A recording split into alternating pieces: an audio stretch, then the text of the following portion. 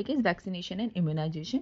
तो वैक्सीनेशन है वो इस प्रिंसिपल पे बेस्ड है, memories of the immune system. Means कि वैक्सीनेशन की वजह से मेमोरी सेल्स प्रोड्यूस होती हैं किसी भी इंडिविजुअल के अंदर। तो वैक्सीनेशन है क्या? वैक्सीनेशन में हम वैक्सीन और माइक्रोब इंजेक्ट कराते हैं किसी इंडिविजुअल के अंदर वीक और डेड फॉर्म में।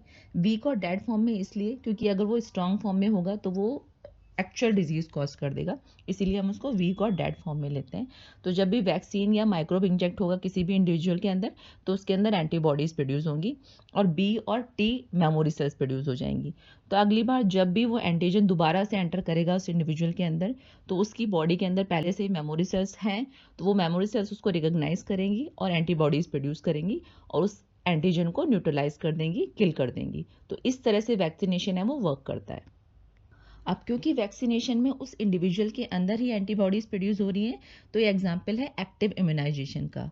अब यहाँ पे एक और टाइप ऑफ इम्यूनाइजेशन गिवन है, पैसिव इम्यूनाइजेशन। तो पैसिव इम्यूनाइजेशन कब वर्क करता है? अगर किसी पर्सन के अंदर कोई डेडली माइक्रोब, बहुत ही खतरनाक अगर माइक्रोब एंटर कर गया है और उसके अंदर क्विक इम्यून रिस्पॉन्स अगर नीडेड है तो क्या करते हैं हम प्री फॉर्म्ड एंटीबॉडीज उसके अंदर इंजेक्ट कर देते हैं ताकि वो जल्दी से रिकवर कर ले उस एंटीजन के अगेंस्ट। जैसे एग्जाम्पल गिवन है इसमें टेटनस का या स्नेक बाइट के अगेंस्ट भी हम एंटीटॉक्सिन प्रोवाइड करते हैं किसी पेशेंट को।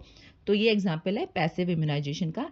इसमें हम प्री फॉर्म्ड एंटीबॉडीज इंजेक्ट करा रहे हैं किसी पेशेंट के अंदर ताकि उसका इम्यून सिस्टम है वो क्विकली रिस्पॉन्ड करे और वो जो एंटीजन है वो उसको किल कर दे। रिकॉम्बिनेंट डीएनए टेक्नोलॉजी के थ्रू हम large number of vaccine produce कर सकते हैं इन बैक्टीरिया एंड ईस्ट। और हेपेटाइटिस बी के लिए जो हमने वैक्सीन प्रोड्यूस किए थ्रू आरडीटी और रिकॉम्बिनेंट डीएनए टेक्नोलॉजी वो हमने प्रोड्यूस की है ईस्ट में।